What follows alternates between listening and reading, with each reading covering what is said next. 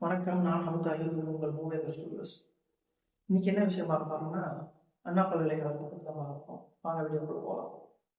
கடந்த செவ்வாய்க்கிழமை கோட்டூர்புரம் மகளிர் ஆணையத்திற்கு ஒரு கம்ப்ளைண்ட் வந்தது. இந்த கம்ப்ளைண்ட்ல என்ன எழுதியிருக்காங்கன்னா, அண்ணா பல்கலைக்கழகத்தை சேர்ந்த 2ஆம் ஆண்டு மாணவியும் 4ஆம் ஆண்டு மாணவனும் காதலிச்சிருந்தாங்க.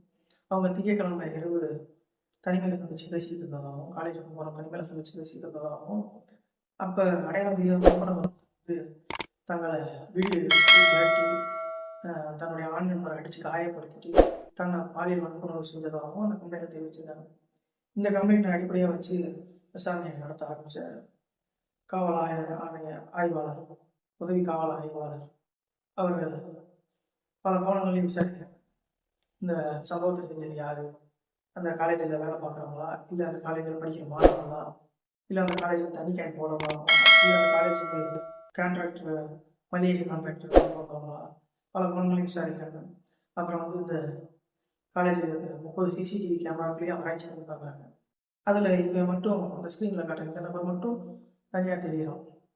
யாரா இவன் அப்படின்னு விசாரிக்கும் போது இவன் பக்கத்தில் அண்ணாமலை பக்கத்தில் கோட்டூர்புரத்தில் நடைபாதையில் கடை வச்சிருக்காங்க, பிரியாணி கடை வச்சிருப்பான். இவன் பேர் ஞானசேகர், வயசு 37 ஆகும். இவனை கைது பண்ணுறாங்க. அந்த பொண்ணுகிட்டையும் வீடியோ கால் மூலயமா கன்ஃபார்ம் பண்ணிக்கிறாங்க. அந்த பொண்ணு கன்ஃபார்ம் பண்ணிடுச்சு. இவனை விசாரிக்கும் போது இவன் 6 மணி நேரத்துக்கிட்ட எந்த பதிலுமே சொல்லாம போலீஸ் எழுதி தெரிஞ்சிருக்கான். அப்புறம் போலீஸோட விசாரணை விட 6 மணி நேரத்துக்கு மேலே வாக்குமூலம் கொடுத்துட்டான். நான் தான் இந்த இது செஞ்சேன், இப்படி மிரட்டினேன். அதாவது வந்து அவங்க 2 பேரும் பின்புறம் தனிமையில் பேசிக்கிட்டு இருந்தாங்க. நான் அந்த வீடியோ எடுத்து நான் என்னோட காமிச்சு இதுவே போதும், உங்களை காலேஜ் விட்டு வெளியே தருவேன், பொழுதாக ஓடி அந்த பையனை மிரட்டினேன், அவன் கேட்கல, அவனை அடித்தேன், நான் போலீஸு, நான் ரோந்து பண்ணிக்காக வந்திருக்கேன் அப்படின்னு வாங்கி ஓடிட்டான். அந்த பொண்ணு தனியாக இருந்துச்சு. அந்த பொண்ணு கிட்ட அத்துன்னு இருக்கும்போது அந்த பொண்ணு சொல்லிச்சா, நான் என்னை விட்டுருந்தேன், எனக்கு உடம்பு சரியில்லைன்னு சொல்லியிருக்காங்க. அப்போ கூட இந்த நாயை கொஞ்சம் கூட ஈவாக இருக்கிறதுனால அந்த பெண்கிட்ட தப்பான முறையில் பாலியல் வன்முறையில் ஈடுபட்டுருக்கான்.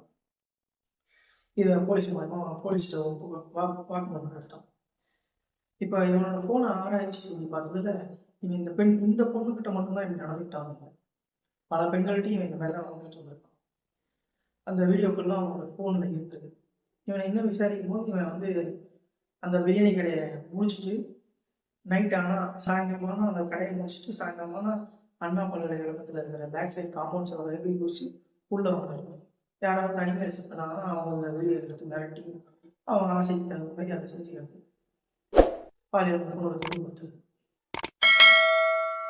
இப்போ இவனை கைது பண்ணும்போது தப்பி ஓட முயற்சித்ததாகவும் கீழே வலிச்சு விட்டு கை கால் உடைச்சு கட்டு போட்டிருக்கிறதாகவும் காவல்துறையினர் சொல்கிறாங்க.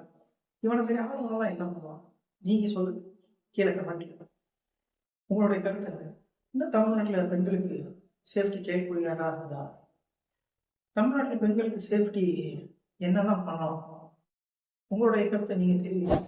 அதை பார்த்தாலும் பாதி பேர் மீண்டும் ஒரு நிகழ்ச்சியை நம்பலாம். நன்றி.